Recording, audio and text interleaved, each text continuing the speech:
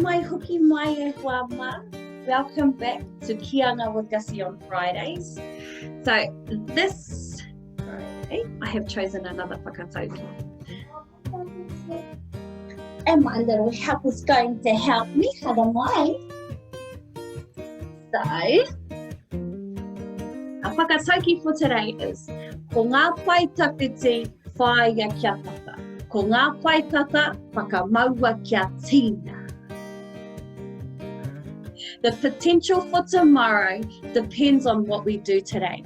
So, anō, ko ngā pai tawhiti whaia kia tata. Ko ngā pai tata whakamaua kia tīna. The potential for tomorrow depends on what we do today. Ka pai, ka matauri tōna. My manuhiri will go, hai ki waho. But if you have a kiwaha or a whakatauki you'd like to share with us, or you'd like to jump on and do a video, tēnā tukuna mai, send it through to us. Ka pai, ka mata tēnei sekun e kone. Hei tērā wiki e whāma. Ka kite.